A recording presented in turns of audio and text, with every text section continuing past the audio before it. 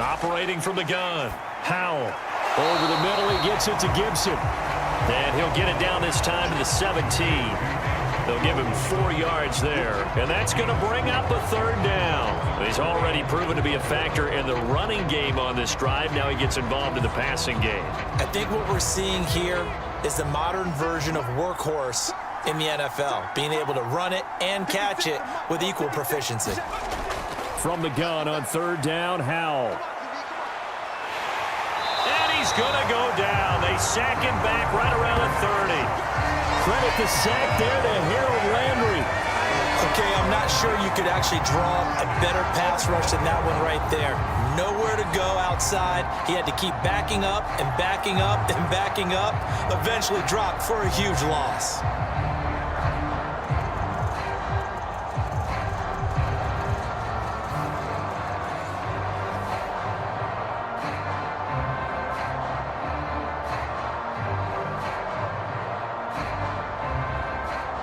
Field goal unit and Joey Sly now.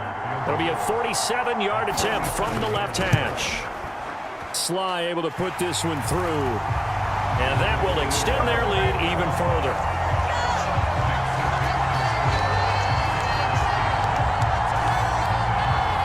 So as it turns out, that sack doesn't wind up costing them, Charles. They at least get points, get 3 of them. Yeah, that's where your kicker can really come to your rescue because, you know, after the sack, there was a little consternation there. Are we out of field goal range? Are we going to be able to get 3? In this case, he stepped right up and gave them exactly what they needed. Gain.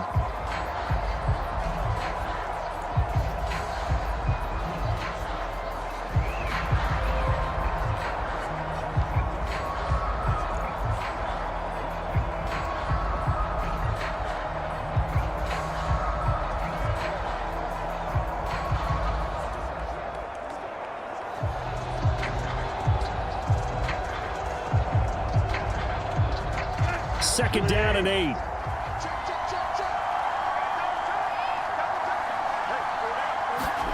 Tannehill. A short throw taken in by Okonkwo. So the completion good for 6 yards. And that'll leave him with a 3rd and 2. I know sometimes we can get fooled when we watch him make catches as we just saw him do there because he really looks like a wide receiver the way he goes about his business. Yeah, 230, 240 range. Yeah, not super huge. Maybe not counted on to be that inline point-of-attack blocker that we used to have in the good old days. But you can flex him out. You can run wide receiver routes with him. You can make him a primary target, and that's how he'll shred a defense. It'll be called a gain of 2, and that'll leave them with some options here on 4th and inches. When we talk about defenders, specifically linebackers, keeping their eyes in the right spot, he had that eye down the entire time. And you know that's not easily done because they throw a lot of misdirection at you. They try and fool you and get your eyes in the wrong place. But you're right about that one. He correctly figured that one out and made a really nice play.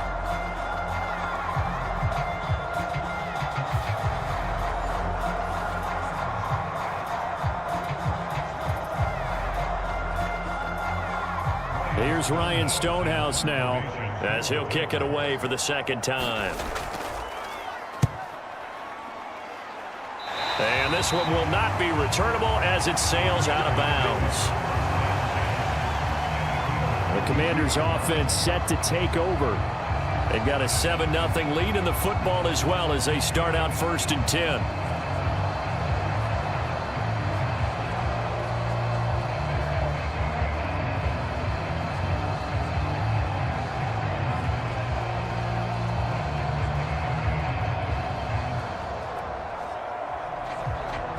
They come up with exactly 1 minute to go in this first quarter.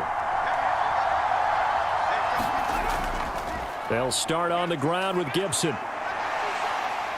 Found a little room there as he's up to about the 37. Give him 5 on the carry there, and it'll be 2nd down. That's a really good gain right there. They pick up 5 yards halfway to a 1st down. The only problem now in the huddle, everyone's going to want to touch the football. Be a lot of chattering now because they've seen that they can move the line of scrimmage.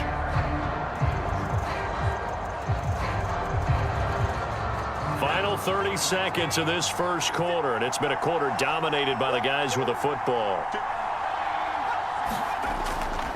On second down, here's Gibson again. And that play going absolutely nowhere as he's belted before he could get out of the backfield. That's a big loss of 3, and it brings up third down. When you're lateral to the line of scrimmage, linebackers keep those shoulders square so they can go up and down. But when it's time to go, turn your shoulders just like a running back. Get through the line and hit the runner in the backfield. After 7-0 on EA Sports. Washington with the football here to begin quarter number 2 as they've got it with a third down coming up.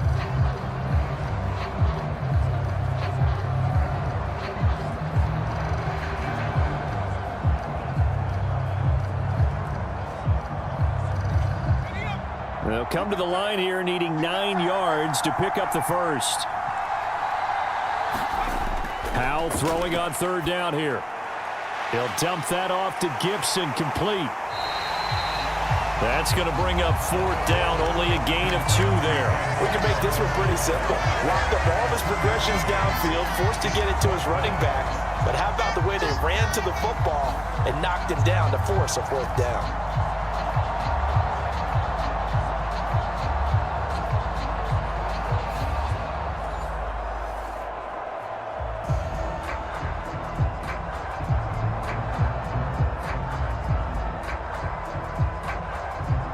Tressway on fourth down is sent out to punt.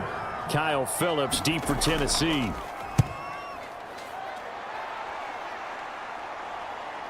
This is taken at the 18. That'll be a 43-yard punt, but a net of just 33 following a 10-yard return. And it'll be Titan football. Tennessee offense set to go again. The last series form a little disappointing, forced to punt. And now they'll try to do better here and come away with some points as they begin this drive, 1st and 10.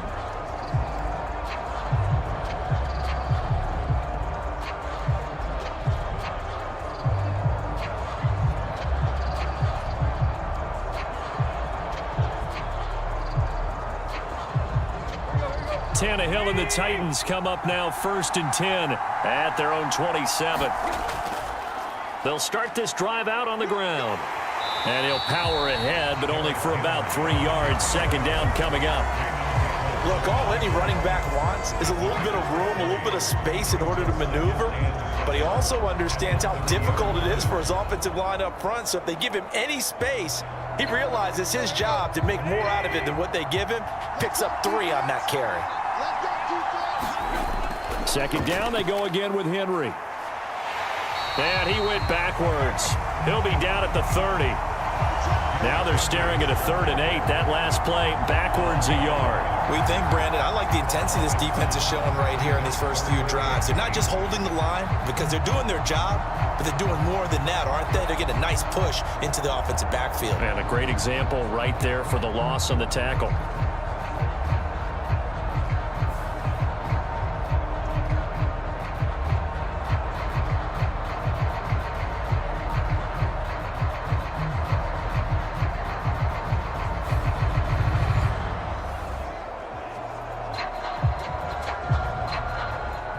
The offense on third down tonight, just 1 for 3 thus far. This is 3rd and 8.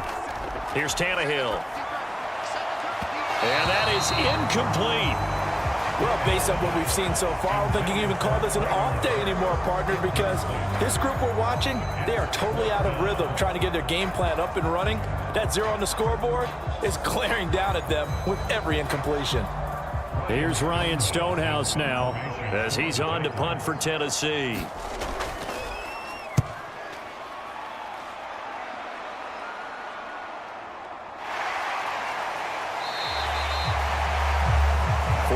Yard punt, 5 on the return. And it will be Washington football now with a 1st and 10. The Washington offense set to take over again. Charles, a very uninspired effort the last time we saw them out there. Was a quick 3 and out, then they punted the football. Yeah, and you never want to get stopped so soundly during a series, but what would be even worse now is letting it happen again right here. They've got to get going.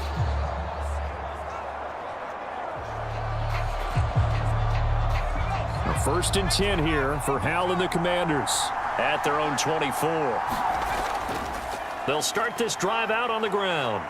And he's able to plow forward up to about the 29, just shy of the 30. Monty Rice there on the tackle. Oh, that was a thing of beauty right there. Look at how quick those blockers fired off the line once the ball was snapped. That was an O-line on a mission, all in sync, and the defense is lucky that play only picked up 5 yards.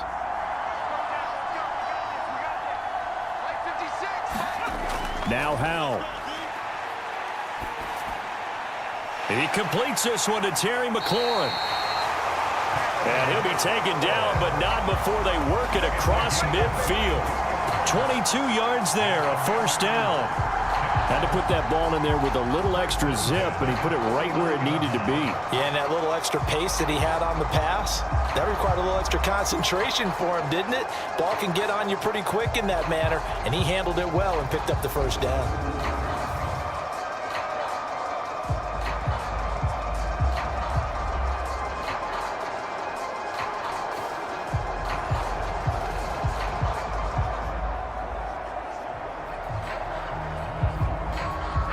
So operating from Tennessee territory now. Here's first and 10 at the 49-yard line. A handoff running left is Gibson.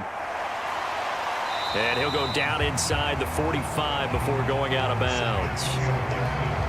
5 yards on the carry. Good pickup on first down. Well, that's exactly what you want on a first down run. Pick up 5 yards, bring up 2nd and 5. The defensive line, though, they've got to figure out a way to out-leverage the guys up front because the offensive line is winning at the point of attack. 2nd and 5.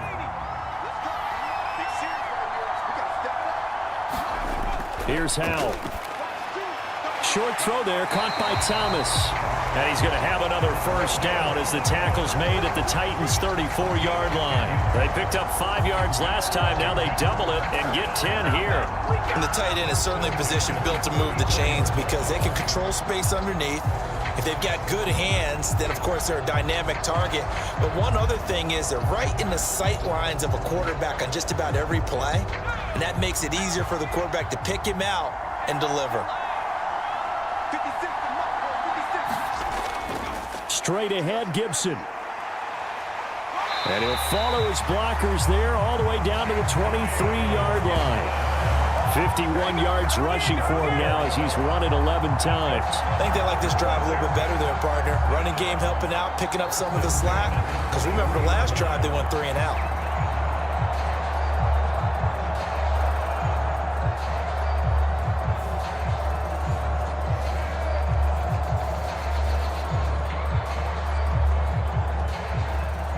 First and 10, and they've got 3 tight ends out there. A jumbo package look.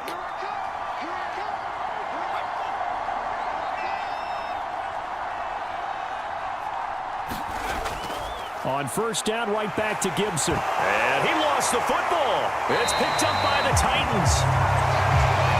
And his guys are going to get the football at the 23-yard line. But he has been a workhorse for them in this game, and ball security hasn't been an issue until that point. Yeah, and let's face it, when he's going to carry the ball that many times, he becomes more and more of a target for the defense, knowing that he's going to be the primary guy. They'll just send more and more players towards him, trying to make sure they knock the ball free.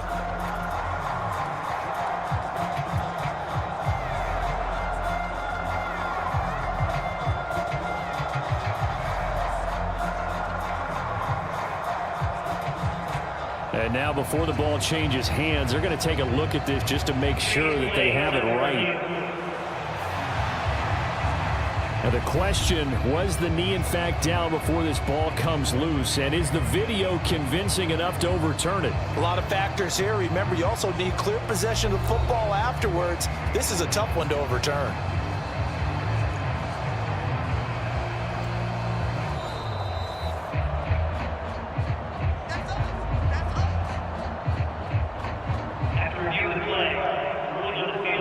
So that one overturned. They say the knee was down, and that will not be ruled a fumble.